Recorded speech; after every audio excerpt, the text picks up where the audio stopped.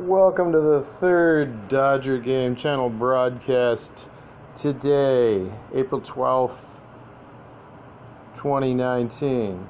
This is a Mormon Truth video. I'm on the Mormon Truth Videos Gospel Topics Hub page on the evolving theology of the eternal gods.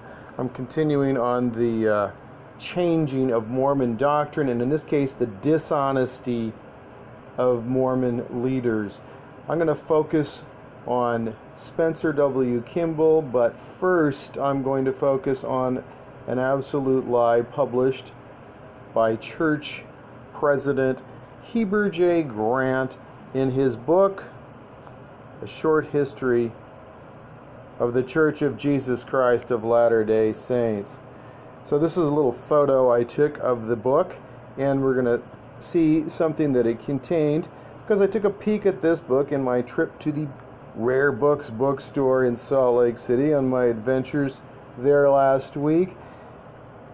And just like Gordon B. Hinckley and Joseph Fielding Smith lied about the name of the church, so did Heber J. Grant. He's talking about forming the church and how God commanded, Jesus Christ commanded that the church be organized on April 6th, 1830. And of that he states, the name of the new organization was the Church of Jesus Christ of Latter-day Saints. Continuing, says he, this is the official title of the organization. It is a significant name. On the one side it says the church belongs to God, and on the other the saints. Well, guess what? That's not the name that Joseph Smith named the church. It was the Church of Christ from 1830 to about 1834. They found out apparently then that the name the Church of Christ was already taken by another organization, at least in Kentucky in the 1820s, ahead of them. So Joseph Smith and Sidney Rigdon changed the name to the Church of the Latter-day Saints. In 1838, they decided that Jesus had revealed to them that the name should be the Church of Jesus Christ of Latter-day Saints, bringing the name of Jesus or Christ into the church's name, since the Book of Mormon said that that was a requirement for the true Church of God, which they apparently forgot when they renamed it the last time. So, how's this go with an all-knowing, unchanging God guiding the church, who can't even tell them that the Church of Christ name was already taken, and someone else purchased that as a fictitious business name, evidently, and they couldn't expand on that? I mean, I'm just assuming that's why they would change it and take the name of Christ out of the church in violation of what the Book of Mormon says, like idiots, but that's what happened. They kept floundering because we don't have an all-knowing, unchanging God guiding the LDS church.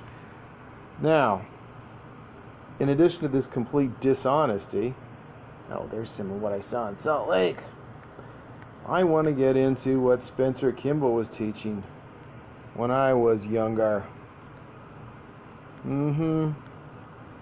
This is going to be out of the book, oh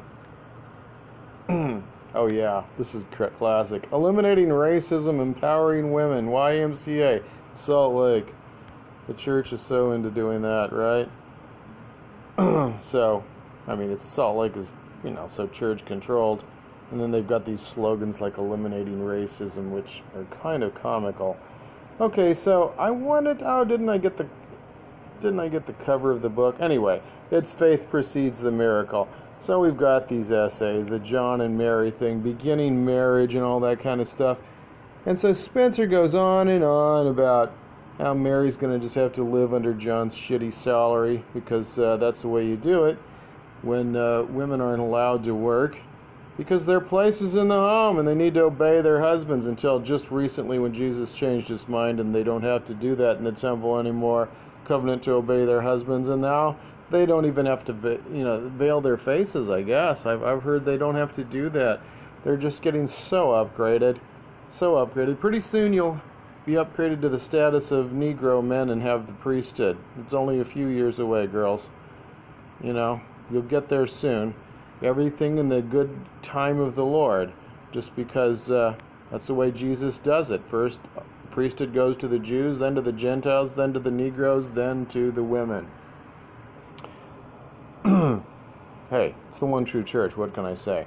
So, John and Mary, of course it'll be harder to survive. There will be obstacles, and there will be people that basically tempt you to have, less children. But he goes on to tell us, oh, it's a little blurry here, that we absolutely must not be influenced by these evil, worldly, selfish influences, and we must not procrastinate. Have your little family as the Lord intended. Besides, it is often those little children who grow up with responsibility and hardship that carry on the world's... Oh gosh, I'm struggling to be able to read this. Anyway, it's a partnership with God, providing bodies for the spirits of His spirit children, equally anxious to come to the earth for righteous purposes. And you will not postpone parenthood, although there will be rationalists who will name to you numerous reasons for postponement, like, trying to get financially stable enough that it could actually not have so much stress on your marriage that you would, get divorced.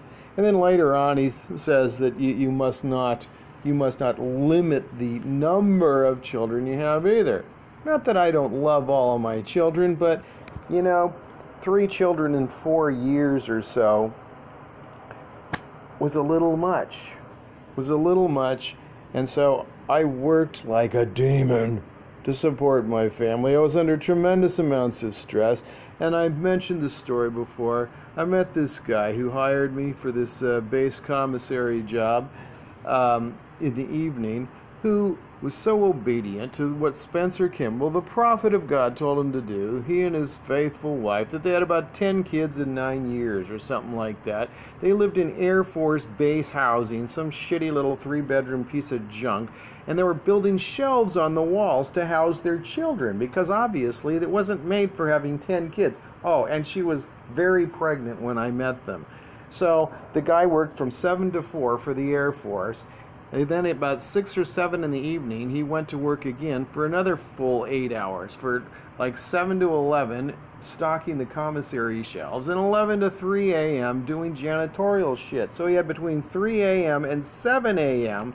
to go home, shower up, re-impregnate his wife, get a little sleep, and be back being a soldier for the United States Plantation Company. Defense or offense system, just, euphemistically labeled as defense, because we don't go take over countries all over the world. That's just communist propaganda.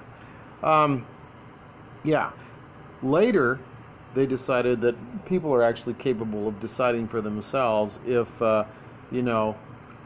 it's really right to have a child every 11 to 14 months. And maybe a woman's body needs a little more time to recuperate, and maybe both parents need to evaluate the finances. I'm out. Subscribe, like, share. Think about this logically.